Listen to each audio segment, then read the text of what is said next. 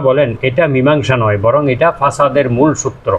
এটা বিপর্যয় সৃষ্টির, বিশৃঙ্খলা সৃষ্টির, পৃথিবীতে অনর্থ সৃষ্টির একটি মূল সূত্র হচ্ছে এই দ্বিমুখী নীতি অবলম্বন করা। মানুষকে একমুখী হতে হবে, হয়তো আল্লাহমুখী হতে হবে অথবা কুফরি অবলম্বন করতে হবে। ফামান শাআ ফালইউমিন ওয়ামান শাআ ফালইয়াকফুর। আল্লাহ তাআলা বলেন যে আমার বিধান সুস্পষ্ট, এবার যার ইচ্ছা সে কুফরি করুক, যার ইচ্ছা সে ঈমান আনুক। তো এখন এই মানুষকে একমুখী হতে হবে, দ্বিমুখী আচরণ এটা কখনো গ্রহণযোগ্য নয়। তো এই জন্য তারা তাদের এই অজ্ঞতার কারণে, তাদের বিবেক শূন্য হওয়ার কারণে, তাদের বিবেকের বিনষ্ট হয়ে যাওয়ার কারণে তারা কোনটি ভালো এবং কোনটি মন্দ তা বুঝতে পারতেছে না, এবং তারা তাদের এই অপকর্মকে একটি মীমাংসার কাজ এবং একটি ভালো কাজ বলে মনে করছে।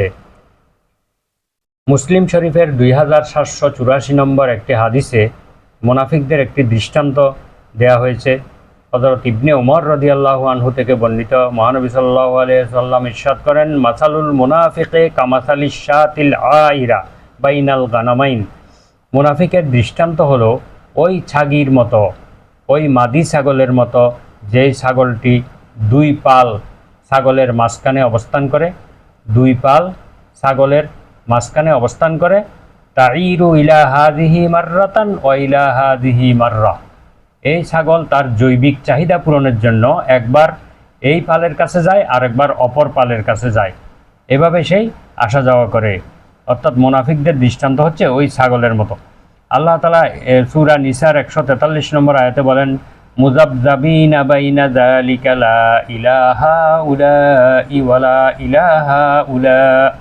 মুনাফিকরা হচ্ছে দুইটি দলের মধ্যে দোদুল্যমান। কাফির এবং মুমিনের মাঝখানে তারা দোদুল্যমান। তারা এই দলেরও নয়, ওই দলেরও নয়, না গরকা না গাটকা, তাদের কোনো উপায় নেই। কাতাদা রহিমাহুল্লাহ বলেন, তাদের সবচেয়ে খারাপ চরিত্র হলো তারা মুখে এবং অন্তরে বিপরীত অবস্থানে থাকে, মুখে এক অন্তরে আরেক। তো সকালে তারা যেই বিশ্বাস এবং চিন্তাধারার মধ্যে থাকে, বিকালে কিন্তু তাদের সেই চিন্তা এবং বিশ্বাস পাল্টে যায়। আবার সন্ধ্যায় যেই বিশ্বাস এবং চিন্তায় থাকে, সকালবেলা সেটা পাল্টে যায়। তারা হচ্ছে ওই নৌকার মতো, যে নৌকার মাঝি নেই, বরং পালের মধ্যে যখনই যেদিক থেকে হাওয়া আসে নৌকা সেদিকে চলে যায়। তারাও সুযোগ বুঝে যেদিকে বাতাস ভালো লাগে সেদিকেই তারা সায় দেয়, সেদিকেই তারা চলে যায়। তো আল্লাহ তাআলা বলেন, আলা ইন্নাহুম হুমুল মুফসিদুনা ওয়ালাকিন লা ইয়াশউরুন। সাবধান, মুসলমান সমাজকে আল্লাহ সাবধান করে দিচ্ছেন। আলা